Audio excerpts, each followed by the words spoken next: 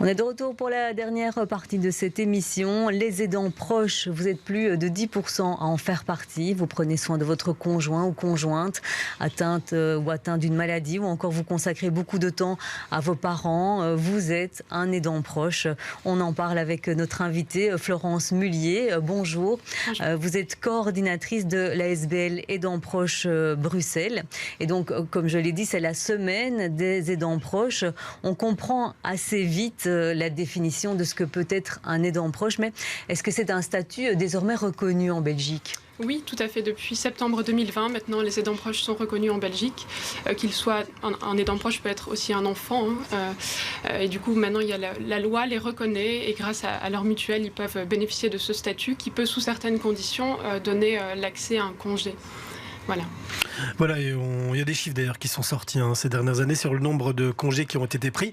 Ça reste très faible. Ça veut dire qu'il y a beaucoup de gens en fait qui se rendent pas compte, qui connaissent peut-être pas non plus l'existence de ce statut. Tout à fait, qui ne se reconnaissent pas en tant qu'aidants déjà. Donc ça c'est une chose qui est pas évident pour eux de se dire ah oui je soutiens un proche et en fait je suis aidant proche. Je ne suis pas juste le conjoint ou le parent, mais je soutiens un proche qui est malade. Et du coup j'ai peut-être besoin moi aussi de soutien. Et il y a une ASBL qui existe pour ça et un statut qui peut maintenant les reconnaître et leur donner accès à certaines aides. Et justement, ces aides, c'est quoi ? On a droit à quoi ? Déjà, il y a cet accès au congé. Donc, sous certaines conditions, bien entendu, je ne vais pas rentrer dans le détail ici, mais sous certaines conditions, la personne peut avoir un congé de 3 mois. On essaie d'augmenter cette durée qui est aujourd'hui assez faible. Ensuite, via les mutuelles, il y a aussi certaines aides qui peuvent être octroyées de soutien à domicile, de moments de répit qui peuvent être financés par certaines mutuelles. Ensuite, il y a des ASBL qui sont actives par rapport à ça. Donc, notre ASBL qui a une permanence qui est vraiment joignable pour tous les aidants. Il y a d'autres associations qui proposent du répit pour les aidants également. Donc, il ne faut pas hésiter à...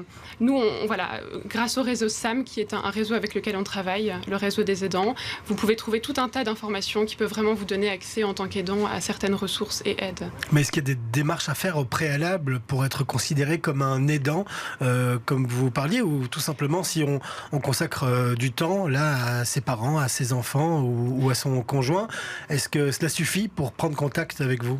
Non, alors tout à fait, il n'y a pas besoin de rentrer dans certains critères pour nous contacter. On va accueillir tout le monde en ligne et on va essayer de les réorienter, donc il n'y a pas de souci là-dessus. C'est juste pour la reconnaissance en tant que telle officielle et l'accès au congé, où là, il y aura vraiment certains critères qui devront être remplis. Mais tout le monde peut nous appeler, voilà. Alors, c'est la semaine des aidants proches. C'est l'occasion aussi de donner un coup de projecteur sur votre ASBL et sur son travail au quotidien. Déjà, comment est-ce que vous fonctionnez ? On imagine qu'il y a des aides, il y a des subsides. Ça vient beaucoup des pouvoirs locaux ? Oui, au niveau du fonctionnement de l'association, donc beaucoup des pouvoirs locaux, effectivement, le COCOF, COCOM, etc., qui permettent à l'ASBL d'exister et d'être active à Bruxelles.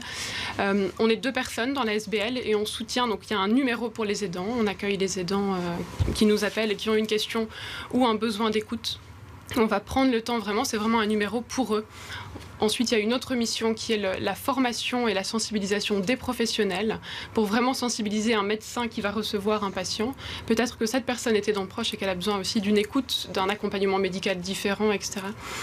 Et la 3e mission va être vraiment avec tout ce qu'on entend des aidants, toutes les difficultés des aidants. Nous, on va aller essayer de remonter aux politiques pour essayer d'obtenir plus de droits sociaux pour ces personnes. Voilà, et en parlant justement du politique et du public, de quelle manière les pouvoirs publics peuvent vous aider et à différents échelons. Et je pense qu'au niveau local, au niveau des communes, il y a des collaborations qui existent. Tout à fait. Donc là, on organise d'ailleurs à ce sujet une grosse journée d'études demain à Uccle sur ce thème-là. Donc comment les pouvoirs locaux peuvent soutenir les aidants.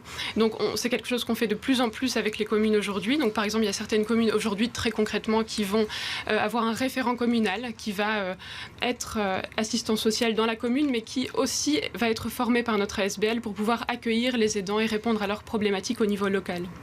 Ça peut être aussi des groupes de parole qui sont organisés par exemple à Uccle, des groupes de parole pour les aidants, donc un temps à la bibliothèque municipale où les aidants peuvent se réunir avec nous et peuvent avoir un temps d'écoute, échanger entre eux. Ça c'est aussi quelque chose qui est important pour les aidants, qui peut être important pour les aidants, de pouvoir échanger sur leurs difficultés, se donner des petits conseils, etc.